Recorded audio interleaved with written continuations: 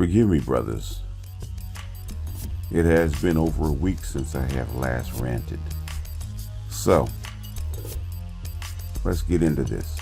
Normally, I don't mention other people in a rant or a video. And I have been trying to stay away from what I call the purple pill brigade that is going in on other dudes or warring with other dudes over the favor of women.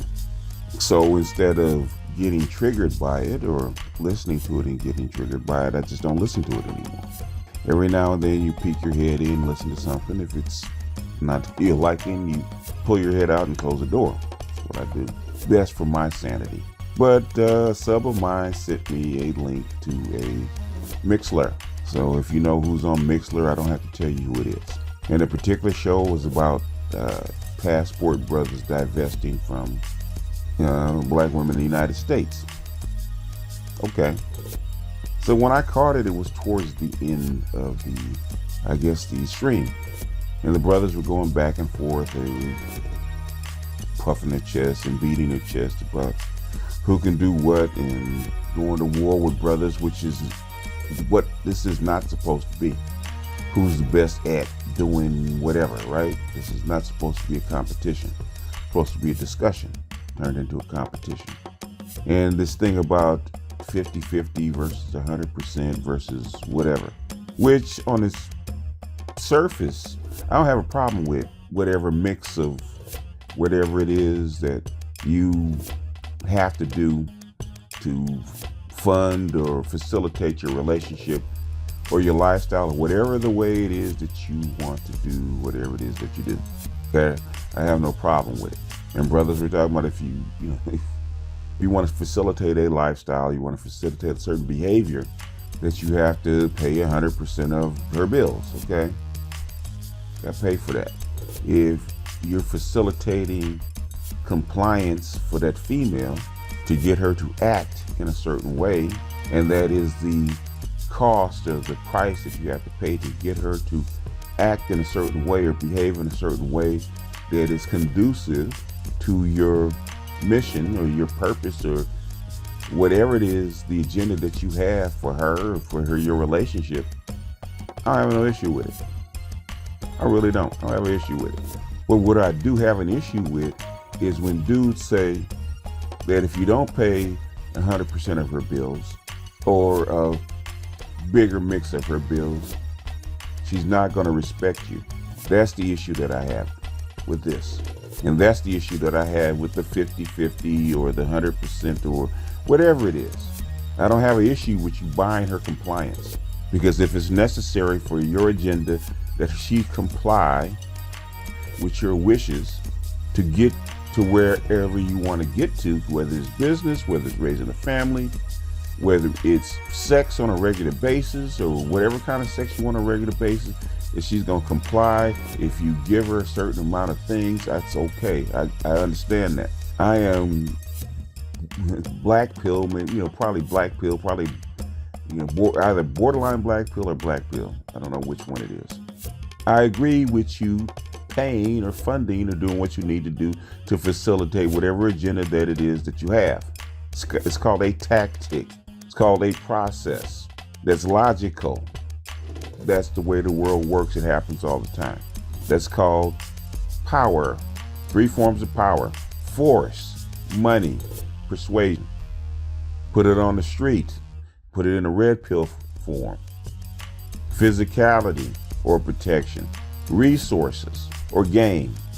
Persuasion is your game. You should be fluent with all 3, as Ram says. Should be fluent with all 3. Ram would say it.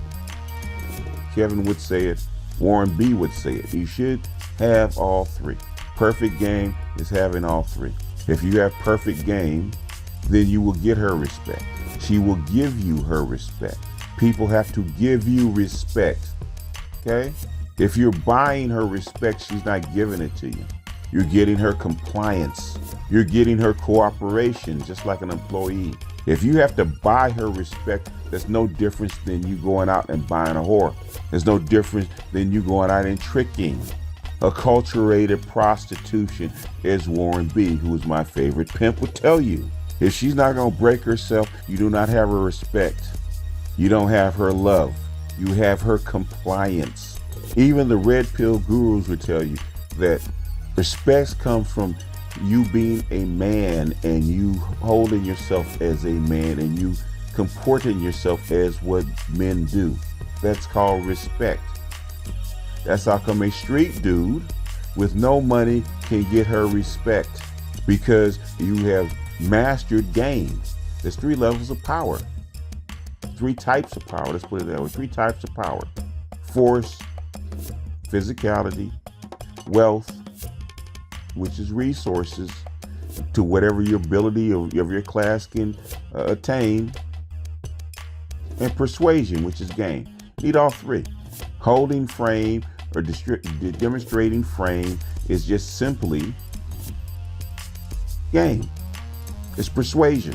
Persuading her psychologically or unconsciously to give you respect, see you in a certain light, see you in a certain way. Kevin does the same thing. Kevin does his a different way. Kevin demonstrates you the conscious stuff, which is the suits, which is the shoes, which is the sense and all that kind of stuff. Kevin doesn't tell you the underlying unconscious stuff that goes on in the background. That's what image is about. 97% of image is unconscious. But Kevin's a master. He doesn't tell you that because you wouldn't understand in the first place. Maybe one day me and Kevin will get together and we'll talk about the unconscious part of image. Why things work the way they work. So good salesmen know about image and the unconscious part of selling people certain things. That's a horse for a different day. You cannot buy her respect. You can buy her compliance. You can buy her cooperation. Can't buy her respect. That's why a rich wife will cheat with the pool boy and hold her husband in underlying contempt, because you cannot buy her respect. And you hear the little giggles behind your back when they get with their girls. You got your chests puffed out because you paying 100% of her bills and you the man in your eyes. And you know, if that's, hey, as they say, boo, dude, if that's you, go do you. If that's what makes you feel that you're the man and that's your idea of being respected, then do you. Whatever you believe, and it gets you up the next morning and makes you feel happy and gets you through your day or your life, hey, do you. But buying respect that you should get from her before you spend $1. You should have mutual respect from her before you spend $1. If you don't have it, you shouldn't even spend $1 on that woman. There should be a mutual respect. If it's a relationship, you should have respect for that woman before she even takes her clothes off. But a lot of guys really want to be wanted for them, but you lead with your money. You're going to want me because I'm going to be more dependable, a more dependable utility for you than the next dude. And the guy slinging dick, you're just a utility too. Don't get it twisted. Don't get it twisted. If you're slinging penis, you're a utility too. Just like your side chick is a utility to you. She's there for a purpose just like you are. Don't get it twisted. She don't love you no more than she loved the dude that's slinging her money. That's why Ram talks about being the complete dude, being the complete man, holding your frame as a man, being interested in your own right. All my life, ever since I have been, 10 years old, and I came up as a poor kid, I got respect from girls and women just because of me. And if they didn't respect me because of me, they didn't get $1. I didn't go out of my way to prove to them that I need to be respected. Because at the end of the day, if I didn't get respect from them, it's not because of the money that I spent or that I'm facilitating their lifestyle. It's because of me. I needed to be improved. And the same thing, when I got in my 20s and lifted weights and I had the 21-inch arms and I had the little 28-inch waist and I had the 44, 46-inch chest, they wanted me for my body. They didn't respect me because they didn't know me to respect me. They respect the person. Once they got to know you, they respect the person. When you get respect, they respect the person. whether you have money or not. And I've had women that have made more money than me. That's something C. Boogie says. You being a man, or you holding your frame as a man, gets you respect of the women that were willing to respect you. If they don't, man, bounce them. Has nothing to do with money. So I'm getting tired of that 100% versus 50% versus 0% or whatever it is. I'm so sick of hearing it. And I'm so sick of guys in the brotherhood, or the manosphere as we call it, that's supposed to be supporting brothers, beating other brothers over the head, trying to prove that you're better than the next dude. There's a lot of reasons people have more money than the next person. Lots of reasons. It has nothing to do with you being a damn man. Wealth is a matter of more luck than it is anything else. You got to be in the right place, the right time, talk to the right person, learn the right thing, have the right parents, get into the right situation. There's some dudes that were born on the right spot, the right place, and make a hell of a lot of money, but they're no more a man than the dude that on the corner pushing bottle caps. You know, sometimes I have more respect for the dude on the corner collecting cans, trying to make his way for the next day to eat, and hold his freaking head up in defiance of the world, even when he ain't got no money, because he's gonna get spit on every day, and he got to hold his frame. Like there's brothers out there enjoying a beer, man, and he got 2 nickels to rub together, and he got 2 nickels. Does that mean he's not a man? No. Is he down on his luck? Yes. And I have no clue what he had to go through to get to where he is. Could he have just given up? Possibly. Could he have gotten destroyed by the system? Possibly. Could he have made a mistake and gone to prison and they dumped him out in this society, in this freaking society? Possibly. I don't know. When do we as black people have the luxury on looking down on anybody? That's what I don't get. I understand that we have to push people up, that we have to hold people to a certain standard so that our group of men can actually rise. Holding people to a standard does not mean looking down on them or reaching out your hand to help that brother up. Elevating yourself as a man does not mean you step on the next one. If you got to step on the next man to get where you get, then you probably don't deserve the spot, because the journey is internal, not external. The journey to manhood is not how much pussy that you can acquire or money that you can acquire. $1 billion doesn't make you a better man. Now, being a better man, can they get you $1 billion? Possibly, if you're lucky enough. 2 kinds of billionaires. And I'll give you the example. Bill Gates was born into a wealthy family that had a hell of a lot of influence. And I'm not saying that Bill Gates didn't earn everything he got. He did. But he was born in a wealthy family that could give him access to certain things. Now, he was clever enough and lucky enough to maneuver his way to get to the point where he's a billionaire. I ain't got no problem with him. The other kind of billionaire is Elon Musk. Elon Musk is born in a foreign country, happens to be a brilliant dude. Couldn't get anywhere where he was at, so he got on a freaking plane, flew to the United States, slept on couches, and by grit and determination and brilliance, he got to be a billionaire to where he is. Those are the 2 different kinds of people. In my mind, Elon Musk is the better man. Is he richer? No. Bill Gates is richer. Money does not equal manhood. I have never heard Elon Musk step on anybody that was beneath him. Now, if you're competing in an avenue, if you're competing man to man and you want to get the best of the next dude to an equal competitor, fine. I get that. But trying to step on dudes because they have a chick that you don't have, instead of trying to figure out what is the quality that they had that gets them that woman in the first place. No, I get that black women, especially black women, have issues. I get that.